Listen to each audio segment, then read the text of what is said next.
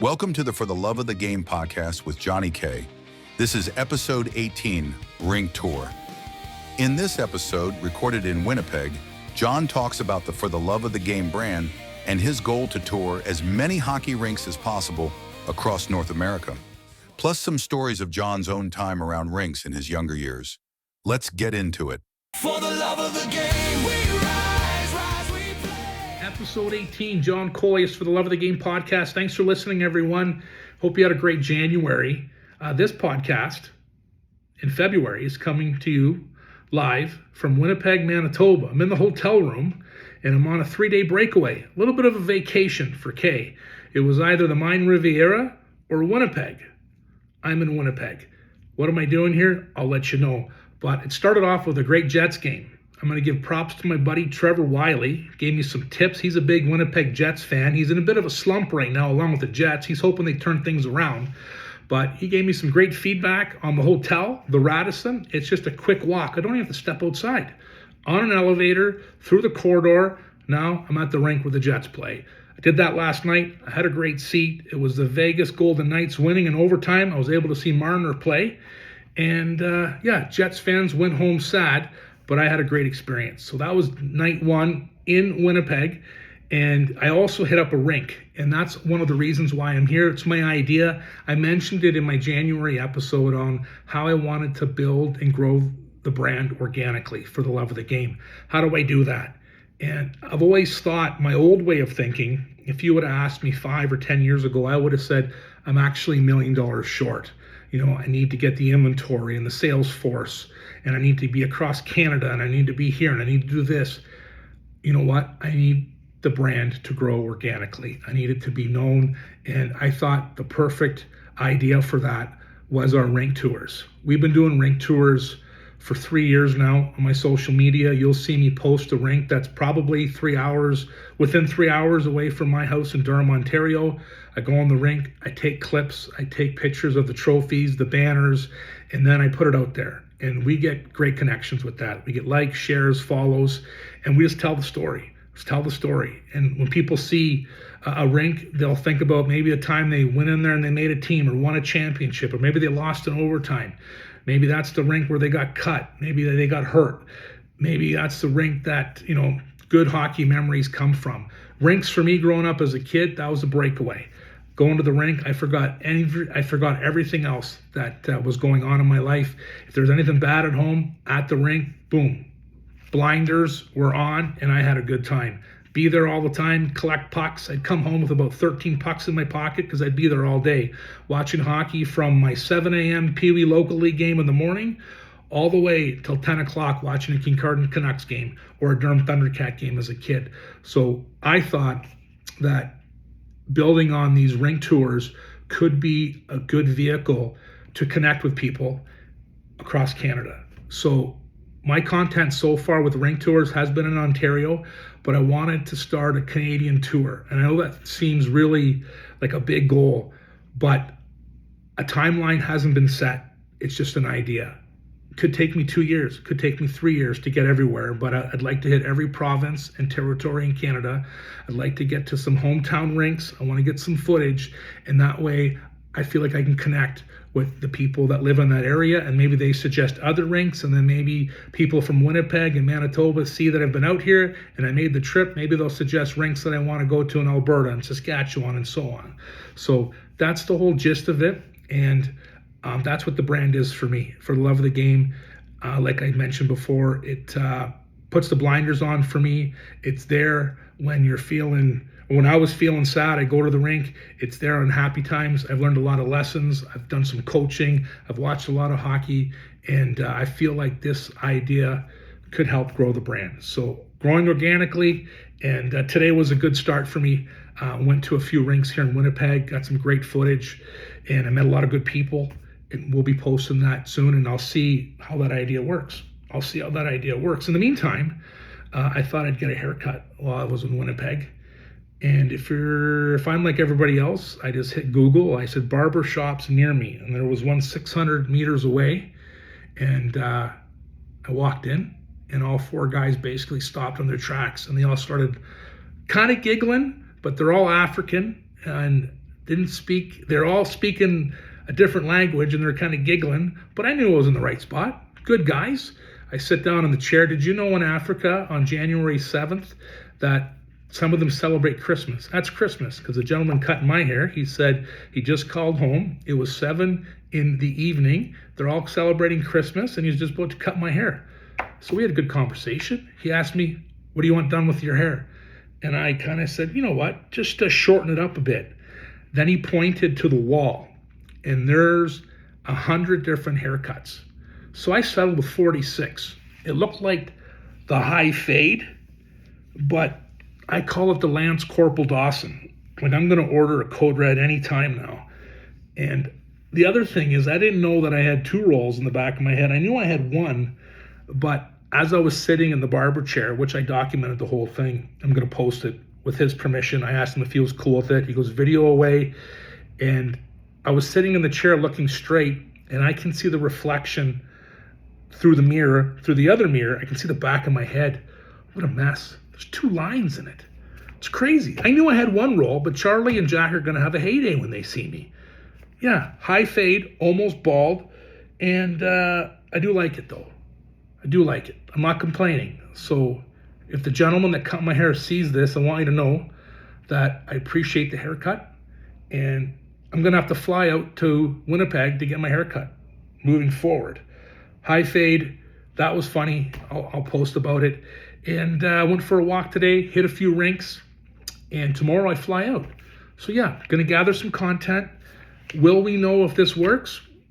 Who knows if we know right away. We've done rink tours, and we get more views sometimes 6 months, a year later. People see the rink, and they might say, hey, you know, I play in that rink, or I play junior there, or hey, can you come watch us play in another rink? So I'm hoping that the idea of growing for the love of the game across Canada does come to fruition, and it's going to take some time. We've been working at For the Love of the Game hard for 5 or 6 years now. It grows slowly in southwestern Ontario. I feel like the brand is strong.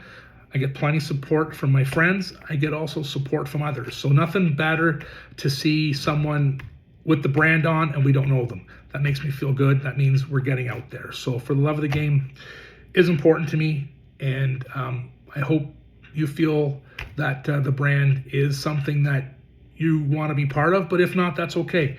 For the Love of the Game is just something that I've just chased and continue to chase it. There's no end line. The journey is going to take a long time, and if we can get across Canada, that'd be awesome. If we don't, at least we tried. We'll try to think of something else. But Rink Tours is the vehicle that we're going to try. Yes, Winnipeg. I got 1 night left here. I'm going to hit 1 more rink here tonight. Then I fly out tomorrow, and I'll be back home for Friday. Thursday night, I'm going to pick up my van too. I took my van to Newstead. The gentleman's name is Dave. Sign up, and Caden Pruse works there. Yeah, I walked in. I knew I recognized him. Then I asked him his name. It's Prusey. Yeah, he was part of putting my van together. The decal's on it, and I haven't seen it yet, but I'm super excited. Dave's been in business a long time in Newstead, and if you had any decal work done on your vehicle, good chance Dave's done it, and he does great work. So I'm pumped. Going to be home Thursday night. Going to go get my van, and I hope it looks great. It's going to look great. I don't hope. It's going to look great. And just some decals For the Love of the Game logo on it. And the idea there was, since we're an online business and I work from home, just to get some more advertising. We do a lot of local deliveries. My team, Chris and Zoe, they're a big part of the association wear. And right now with January, we're just starting to put together programs for your baseball, your soccer. And surprisingly, we have a Christmas rush for association for hockey, but we have been getting some orders for, teams have won silver sticks. They want some apparel to show off at their tournaments, at their international tournaments. So that's what we're doing right now in the shop. And we did have a nice little break in between Christmas and New Year's, but we're back at it, and we're just getting ready for hopefully another good year. So that's what I'm doing here in Winnipeg. And I thought of a few coaches here today. I was reminiscing about some old coaches. I've talked about Reg Daze 1,000 times. Not just a great person, a great coach. And I'll always he's always be one of my one of the guys I'll never forget. Took me as his 13th player in Pee Wee. He helped me lose some weight. He wanted me to become healthy. And Reg, I miss you every day. I actually found our blue folder that I think Bob Hogan put together, one of the coaches, and all the clippings. And Charlie had a hoot reading. I think one said the Ramblin' Wreck, John Coleus, and Big Gentle John Coleus, and whoever was writing those, it was awesome. So we all got a blue folder, and we all just, it was cool. Just a good keepsake back in the day. So with no social media, no video, that's all I have. And I found that folder, I found that binder actually, and I found the speech that I had written for Reg's funeral. And as I was reading it, I remember at one point, I kind of told the joke in there, and it was about a coach that cut me in Pee Wee. It was the first year Pee Wee I tried out, and I didn't make the team. The coach was John Gates. Yes, great guy. And I remember I made the joke, and I remember after I saw John in the crowd, and he kind of looked like like I don't think he was too impressed. It got a good laugh. But when you're in your late 20s like I was, and you don't think about that. You don't have kids. You've never had to coach a team, never had to cut a team. So I think the joke I made with John Gates was Coach John Gates and his staff sent young Johnny K down for conditioning because he wasn't in shape. And, basically he got cut, and it got a laugh. But I could see now as a dad who's coached, who's been cut, whose kids have been cut, who's had to make tough choices when making teams. I could see the lesson there for me was you have no idea what's coming. And I could see why John maybe was like, So if you hear this, John, I want you to know that I'm sorry. And it was a joke, but I get how it didn't hit because I know what it's like. If someone made a joke about me cutting a kid, I'd feel terrible. So hope you're well in the kin. And I thought of that because I'd written it, and I was reading Reg Dawsey's speech that I did. So I thought of that. I also thought of a gentleman named Bill Parker. Phil, his son, played hockey, born in '74, good hockey player, good ball player. And I thought of Bill Parker because I thought of an act of kindness that he did for me. I've never talked about it, and it was all about $5. Every year, teams from Kincardine, they would go to the CNE. There's a tournament there, and a baseball tournament, but in conjunction with that, it was always a day at the park. CNE, Toronto, just one huge big fair. I had left Kincardine that day, and I was with, I know Phil Parker was in the car, and Bill Parker was with us too, and I was the actual bat boy for that Pee Wee team. I didn't make that team, the team that I made the joke about with John Gates, but I stuck around. I just hung around, and guess what? They made me the bat boy, and at the end of the season, they gave me a trophy. They appreciated me, and I just wanted to be there. I wanted to be in the mix, and they made me feel a part of it. So that's a little backdrop on John Gates again.